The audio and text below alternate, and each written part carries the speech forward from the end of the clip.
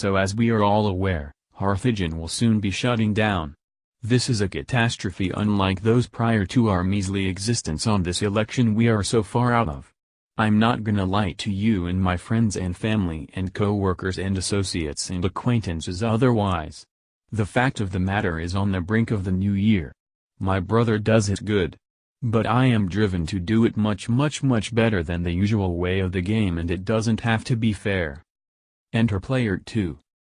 The start of a great day and night cycling towards a new horizon. Like jumping through the nether portal to fight the Ender Dragon in Terraria. We will surprise the very first one of those who will get to our place where we are. We will lurk in the underbrush and low-tidal lava tubes, crouching to avoid detection, festering like day-old seminal fluids prematurely sprung out into this cold world by an optimistic yet sorrowful passerby. Then, when they least expect it, when they finally let their guards down and expose their fragile little soft spots, we blossom into light at the earliest signs of loving, mother-like affection.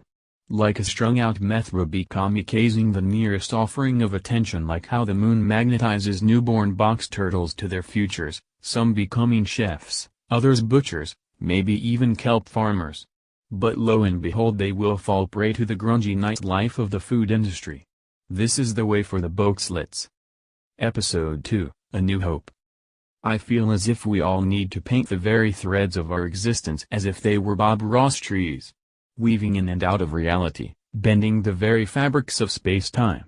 Through the dinosaurs, the barbarians, the knights, samurai, presidents, and astronauts, then pull them through the sewing needles of your heart and let them flow through your major arteries and veins, infecting the very umbilical cords of our offspring and bursting new life out of their shriveled carcasses and sprouting new flowers of sorrow to feed the sun for a change. Give the ever-giving mother of life on this rock the hard-earned appreciations deserves. It is important to respect their pronouns as a gender-neutral but feminine-leaning celestial being, hurtling through the cosmos, on a path to the heavens, or beyond. Pop the cherry. You must firmly grasp your future by the sound holes and leverage your thumbs down with ungodly force to pop the flavor seal that is the soft spot of your virgin brains. You must taint the very scripture and hieroglyphics that scribe the book that holds the psalms and hymns of your spurt man's song. You must grasp the base of your music shaft and vibrate the veiny sack that's cuckolding your inner prosperity. You must puncture that blessing bag and plunder the very fluids you rose from like a phoenix. Only then will you even be able to comprehend the path that lies ahead of you. My neck fucking hurts. We must now free your inner spirit man. You must dig. Deeper. Harder. Faster. Daddy.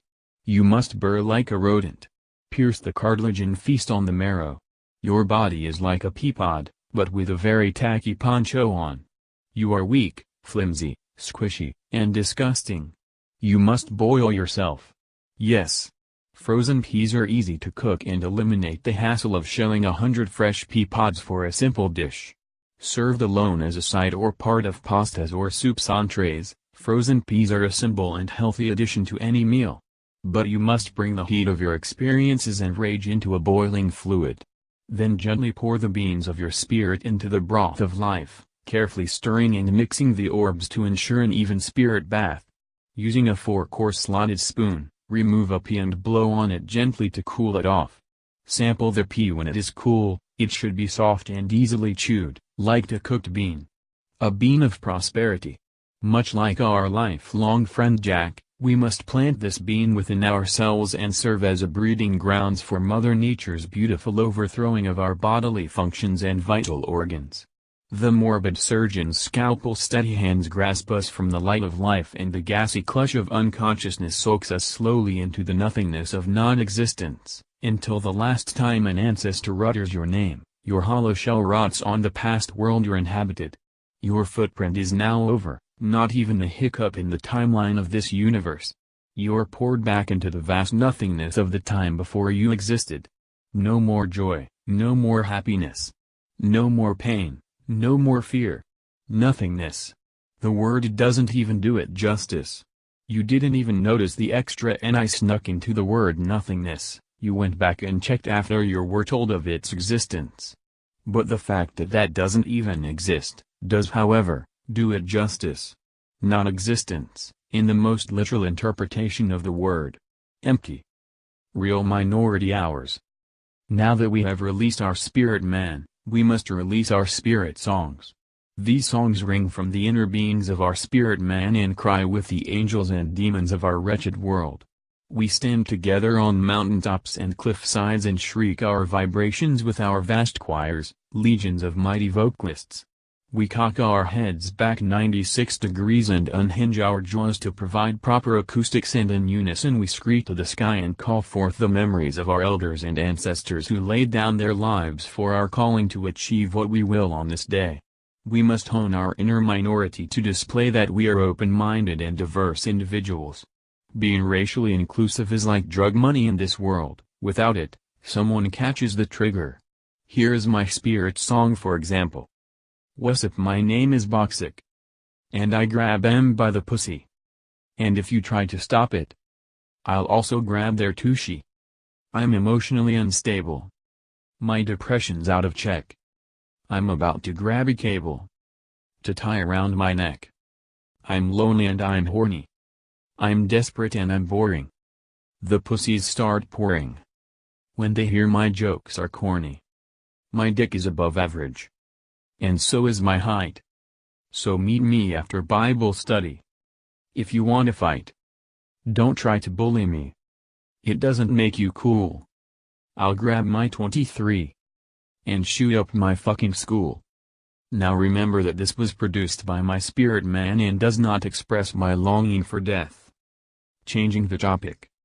Now that we have journeyed through this adventure of self-discovery, self-discipline, self-destruction, and self-deformation/defecation, we are ready to use our long-forgotten, but freshly renewed, art of the name drop.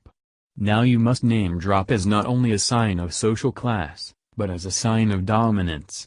And to name drop is not just to drop a name, but to feel the assurance and protection of your manhood and extremist ideas and know that your opinion is better than anyone else's and that it is fact, and those who disagree are just ignorant tapes whose lifeless corpses will be kicked aside when we parade our new ideologies over their existing beliefs and systems. We pillage and rape, like true alpha predators. We spare not women nor children. We burn the lands behind us, as to starve out scavengers of our forever successful crusades. We will force our ideologies into every unbroken skull. And if a skull resists, it will join the broken and encaved. We are the purebred and we must protect our lineage, for the mutts of this world's bloodline is weak and shall not survive the winter. Our artificial winter. Not by some magical weather machine of fairy tale, but by the overwhelming number of our forces by which we blot out the sun and plummet temperatures into a global freeze. Then, amidst the cooled chaos, we strike with bombing raids. We name drop. Raindrop drop top, don't forget your name drops. Name drops edited out by Virgin Sippin' Hater trademark. As you can see, by my name drop, I am better than all of you. But some of you may come to ask yourself, I never gave you my name drop? What in tarnation one? Well, you see, I took notice of your name drip page and traced it back to its source, and before plugging the name leak, harvested any name drop I pleased. This is how a predator thinks, and you must be a true alpha predator to acquire any name drop you please. And to do so, is to achieve true happiness. As I sit on my throne, as the Prince of Poop Posts. Edited Saturday at 10:16 p.m. by Boxic. Quit being retarded and mass tagging, H8R.